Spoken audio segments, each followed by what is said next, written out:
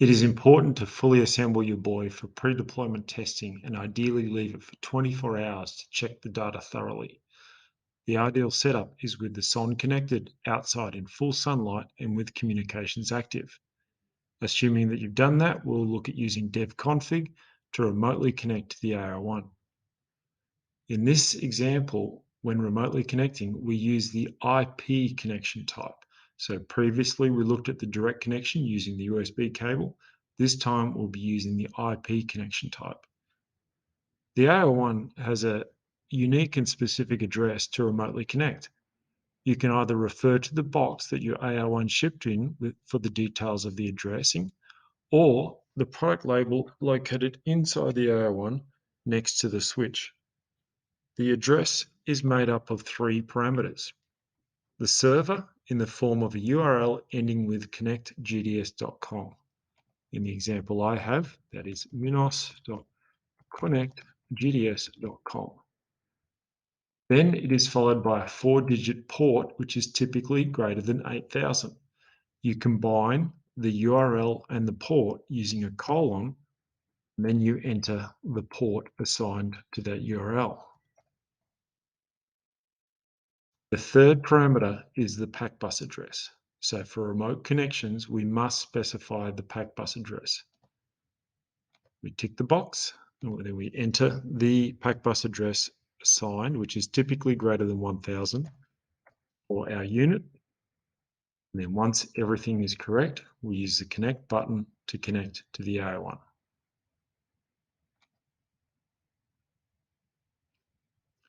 When it's found, it will identify that it has found the address and then load the settings for that device, and then you have to pause.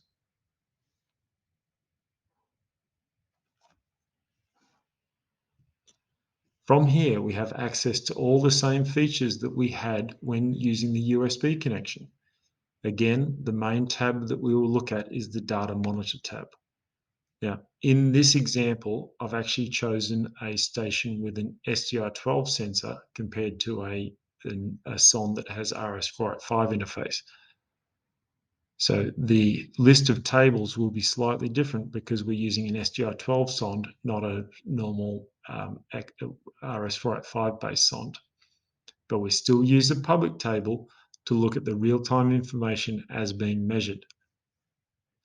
Again, we like to use the errors, message, and port status to get a quick overview of the station. But because this station has been out in the sun operating for a day or so, your information may be different and more detailed. Now, the information we're looking at, we just want to scan through the list of values and make sure that they all make sense. So we can see that the battery voltage in this case is 13.56. That's an excellent battery voltage. It means the station is probably in full sunlight. The lithium iron phosphate battery inside the AO1 has a midpoint value of around 12.8 volts. So anything above 13 volts is very well charged. Anything in between 12.8 and 13 volts has a lot of charge left in the battery. But once it drops below 12.8 and 12.7, the battery is getting quite low, and the AO1 will start to conserve power by turning off functions such as the the built-in modem, or it will reduce the frequency at which it attempts to measure the sensors. So if your sonde is being measured every 15 minutes in an ideal situation, if the battery voltage is getting low, the sonde measurement interval will be reduced by 1/3, which means every 45 minutes.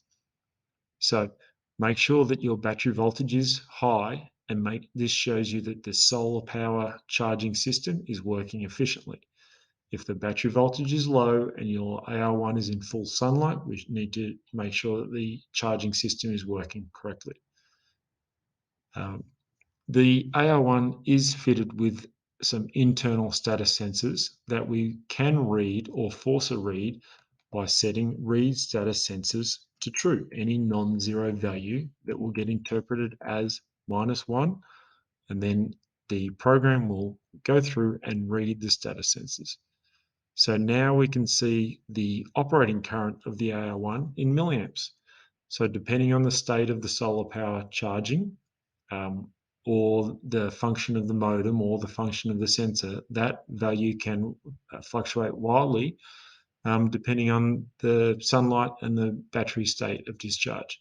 So because we have a full battery and the station's most likely in full sun, we can see that a relatively low current consumption is occurring right now. You would want to check that if the current is excessively high of, say, greater than 200 milliamps or so. But that depends on the sensors that you've got connected to the A1.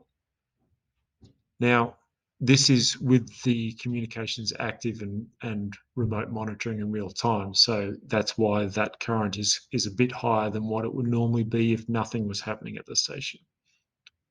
Then you probably should have a look at the temperature and make sure the temperature is not indicating anything overheating. And you should look at the internal humidity, which looks at the humidity inside the enclosed A01. So ideally, the internal humidity would be very low on first deployment, typically less than about 40%. And that means that the desiccant has a lot of capacity to dry the internal air. And we've given you a video of how to replace and how to recharge the desiccant. It is a reusable desiccant that shows the state of whether it's consumed or not by the color of the desiccant. So please refer to the earlier video. Now, it also records the modem IMEI, which can be used to uniquely identify the station when it reports back to Eagle.io. And it shows the TCP handle of the connection of the modem to a server. So when using Eagle.io, these values are very important. Now, we can see that the message is updated to be GPS reading complete, so it is turning off internal sensor power. And if we scroll down, we can see the GPS string actually has the relevant information, and the system has decoded the latitude, the longitude, the UTC time that a fix was obtained, and the number of satellites used to obtain that fix. So that shows us that the location information built into the buoy is operating correctly. And then the next step that we would normally perform is we would do a read now, which would, if we watch the message, it will initiate a read of the sonde, wait for the sonde to return suitable values, and then update the water quality parameter fields. So the sequence of these values depends on how you've configured your sonde if you're using the SDR12 interface. So refer back to the sonde preparation video to see the instructions of how to configure the values that the sonde reports to the A01. And then that looks like everything is operating fine in that station. So sensors working, communications are working, we know how to remotely connect, and we can do this even once the AO1 is deployed. So once we've got the station operational, we can refer to the water quality tab and see that values are being stored in there. And assuming that we've had the station out in the field for some time, we can now use the data collection tab, and we can download the data mainly from the AR1 table, that's all the status information, and the water quality table for SDR12 values, or sonde values if you're using the RS485 tab. And we can set the interval, well, we can select the collection mode to be most recent interval, and we can select the interval to be ideally 1 day, or depending how long you've had your system running, maybe you've only got 12 hours or even 20 hours of data. So once you set up your download, you can then click the start button, and that will write to the files on your hard drive the number of records that have been stored in those data tables within that interval. Now, if you want to view the information, you can either use Excel, typically, if you don't have a specific application installed, but I've got the built-in data viewer supplied by Campbell Scientific. So this allows us to look back at time and see the various information from the station that has been collected and make sure that everything is looking correct and that there's no missed values in the water quality table. So you want to make sure that all of these parameters have a value and they all look like sensible values, depending on how your setup is, and how your location, the water quality at data at your location. Okay, so once you've done these tests, you've fully assembled the system, you've let it run for a long time, you've checked the data that's recording.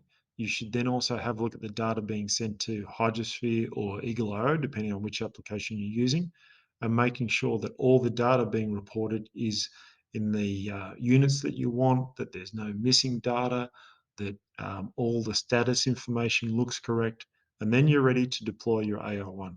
So please make sure that you let the system run for long enough so that you've had a good look at your data, you've checked everything's correct, and then you're ready to deploy, because it's far harder to service the system once it's on the water than when it's sitting just outside your office. Okay, good luck.